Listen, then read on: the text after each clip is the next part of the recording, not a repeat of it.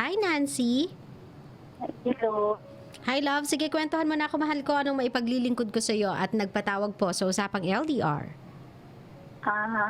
DJ, sa asawa ko.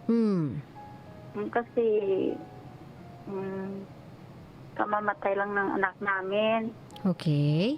Bali, 7 years na kami nagsasama. Ngayon lang kami nagkaroon ng anak. Tapos namatay pa. Okay, I'm so sorry for that, Nancy. Okay? O, ang problema dito is yun nga, ang problema kasi parang hindi siya tanggap ng parents ko. Sino? Yung asawa ko, nung simula nung nagsama kami, hindi siya tanggap ng parents ko. Okay. Kaya parang wala kaming communication ng parents ko, kapatid ko. Kasi nga tutol sila sa pagsasama namin. Okay.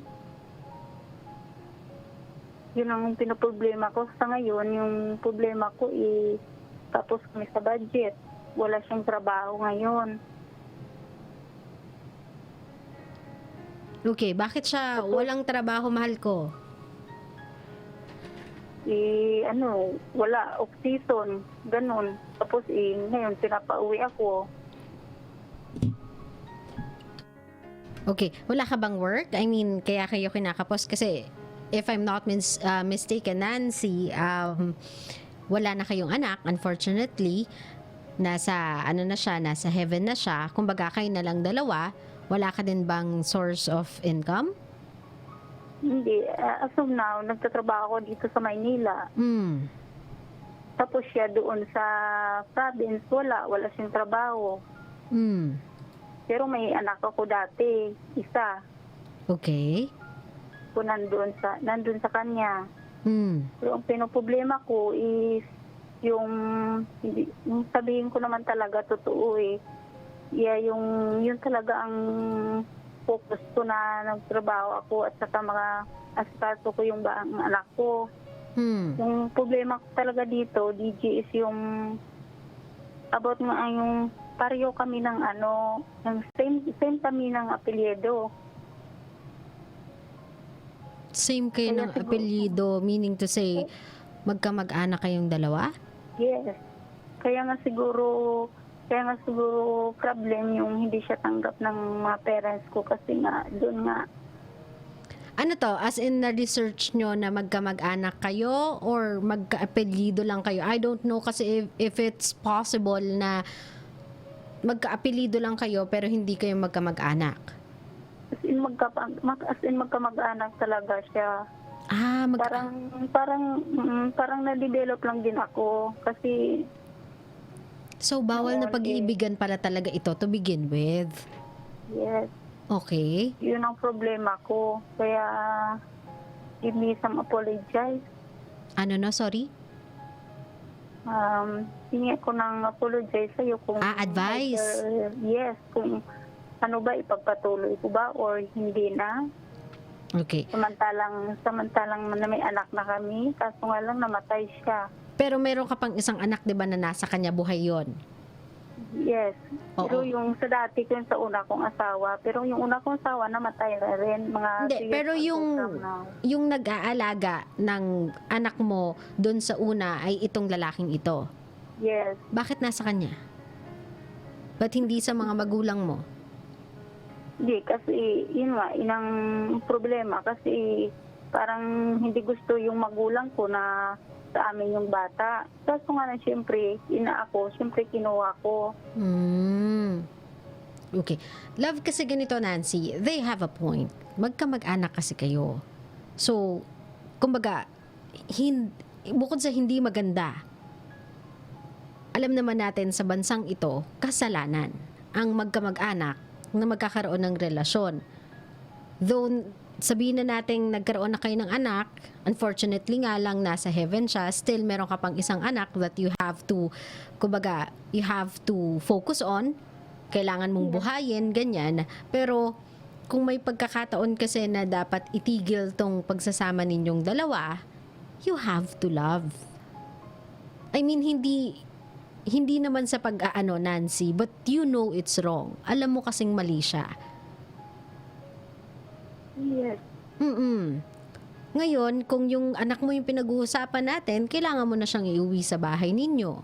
Kung alam mo namang tutol ang pamilya mo dito sa pagsasama ninyo for a good reason, and that is magkamag-anak nga kasi kayong dalawa, ito yung mga part ng buhay natin na we have no choice. Hindi na natin pwedeng ipilit kung ano yung gusto natin. Maybe it's about time na sumunod tayo sa kung ano yung tama. At yung tama yung hindi kayo pwedeng maging kayo at hindi kayo pwedeng magkaroon ng relasyon kasi kayo ay magkamag-anak. Yes. So, if I were you, Nancy, kukunin ko muna yung anak ko, makikipag-usap na ako sa mga magulang ko, natatapusin mo na tong pagsasamang to kasi ito ay bawal, ito ay makasalanan, Nancy. And then, kakausapin mo yung lalaki na we tried to fight for our love. Hindi ko alam kung anong meron, pero siguro, I don't know. Maybe divine intervention na lang din talaga yon na hindi natin pwedeng ituloy kung ano yung meron tayo kasi ito ay mali. Yes. So maybe it's about time that we let each other go. I'll let go of you and I'll always be grateful for what you have given me, for taking care of my child. But I think it's time for us to part ways kasi it's for the best. For the best sa'yo at for the best sa akin. Kasi hindi kita madadala sa pamilya ko eh. Hindi ka talaga matatanggap ng pamilya ko and ayokong habang buhay, maramdaman mo yon na hindi ka tanggap ng pamilya ko. Ayoko din habang buhay, itakwil ako ng pamilya ko. Ayoko din na lumaki yung anak kong yan na walang makilalang lola, walang makilalang lolo kasi nga hindi kami kayang tanggapin.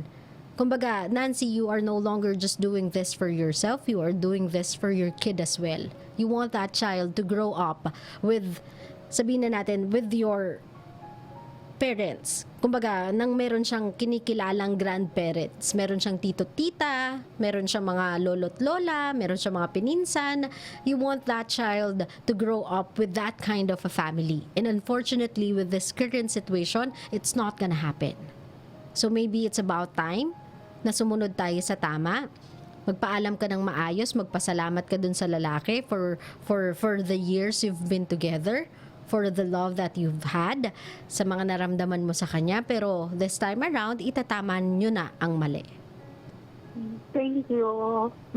Ngayon, meron ka bang gustong sabihin dito sa lalaking to na unfortunately you have to say goodbye to?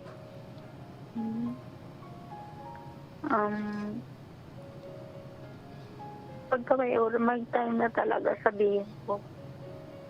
Sorry? Sana maintindihan niya kung anong sitwasyon namin. Sana na mag-give up na siya or ako para matuloy na namin ang future at saka yung future ng bata para makahanap na kami ng yung talagang karapat-dapat sa amin.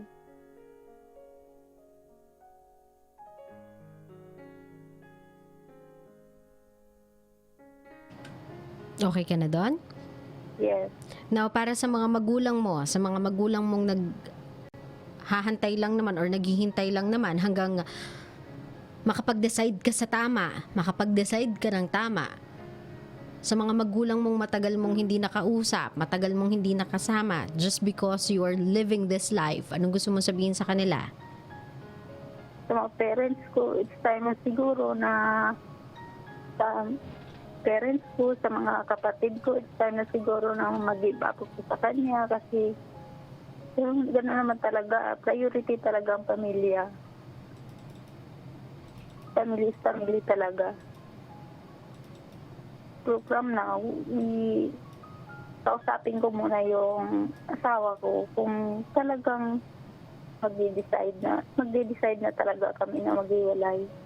Love, it's not a decision na, sa totoo lang ha, forgive me for saying this, Nancy, pero it's not a decision na both of you guys ay kailangan pang mag-agree on. This is something that you have to do. Kailangan mo na tong gawin. It's a must that you do this kasi Nancy, mali. hindi maganda. Hindi din magandang kakalakhan yan ng bata. It's not something that you can explain to your kid kapag lumaki siya, na ang napangasawa mo or ang kinikilala niyang tatay ay unfortunately isa din sa mga tito niya talaga. Naiintindihan mo ako, mahal ko? Kumbaga, bigyan mo ng shot yung bata for a normal life. A life without judgment. A life na hindi mapupuno ng chismis. A life na meron siyang kikilalaning lolo't lola, mga tito't tita. Bigyan mo siya ng shot for a normal life. You have to right your wrong. Kailangan mong itama yung mali mo, love. And this time around, it's not an option but a choice. Nagkamali ka na ng minsan. Ngayon mo siya maitatama. So wag mo nang patakasin or paalisin pa yung pagkakataong maitama mo yung pagkakamali ninyo. And let this one be a lesson to you. Na hindi porket nagka-developan, hindi porket may naramdaman ka, kahit kamag-anak mo pa, talo-talo na. Huwag ganun, love. Bigyan mo ng konting respeto yung apelido mo, yung pangalan mo, yung dignidad mo, yung prinsipyo ng pamilya mo, bigyan mo ng konting respeto. Naiintindihan, mahal ko? Okay. You apologize to your parents, ha? You apologize to them, and you apologize to the guy, and you apologize to everybody na naapektuhan nito. But this time around, babangon na si Nancy. Itatama ni Nancy ang pagkakamali at magsisimula ng panibago. Naiintindihan? Okay po. Thank you so much po. Salamat din, Nancy, for calling my show, and ingat ka lagi, mahal ko. Good night. Kabisya, itong storyang to ay hindi bago sa ating pandinig. But every time we hear stories like this, it never fails. Nasashock talaga tayo kasi parang it's a common knowledge. Even mga pagkabata natin or nung simula nang magkamuang tayo, alam na natin yan. Whether or not sobrang religious ka, alam naman natin na it's a no-no talaga in this country. Na asawahin mo yung kamag-anak mo, even nga yung long cousin mo, long line of your generation, na kapag nakakita ng konting connect from your angkan or from your family tree to that person's family tree, it's a big no-no na for both families. So there's a lot of people out there, billions of people.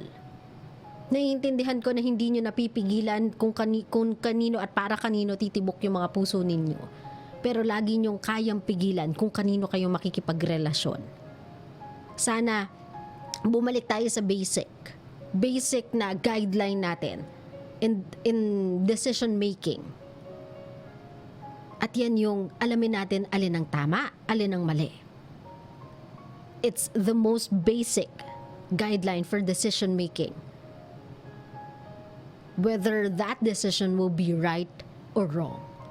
So sana bumalik lang tayo sa basic na yon. And just because sa tingin mo, ito yung nararamdaman ko nagmahal lang naman ako Mahal ka din naman kasi ng pamilya mo Mahal ka din ng mga taong nagpalaki sa'yo at lumaki kasama mo. So sana yung nabibigay mong pagmamahal sa taong yan or sa tingin mong pagmamahal na meron ka sa taong yan, ibigay mo din sa mga taong nagmahal sa'yo mula sanggol ka hanggang sa makarating ka sa edad na yan na kaya mo nang mag-isip. Kumbaga ang tawag doon, respetuhin mo din sila. Kasi nung mga panahong wala pa yan sa buhay mo, sila ang nagmamahal sa'yo. Naintindihan?